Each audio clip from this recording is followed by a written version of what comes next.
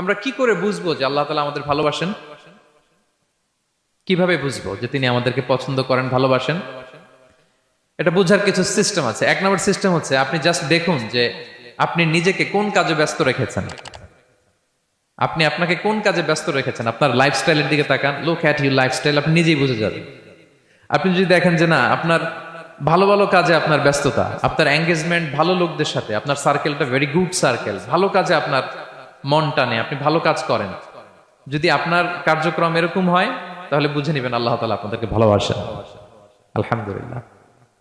আর যদি দেখেন না, যত আকাম কুকাম আছে ওইটার সবার আগে আপনি, যেই কাজে আল্লাহর ক্রোধ আসে, আল্লাহ রাগ হয়ে যান, যেই কাজ ইসলামে করার নিষেধ, যেটাতে তার অসন্তুষ্টি, ওই কাজে আপনার এঙ্গেজমেন্ট, ইনভলভমেন্ট, আপনার সার্কেল গুলাও এরকম, তাহলে বুঝে নিবেন আল্লাহ ভালোবাসা, এই মহা সৌভাগ্য আপনার কপালে জোটে নাই।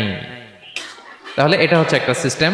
আল্লাহ আপনাকে ভালোবাসেন কিনা এভাবে বুঝবেন যে আপনি নিজেকে কোন কাজে ব্যস্ত রেখেছেন, একটু দেখুন, আপনি মিলাতে পারবেন।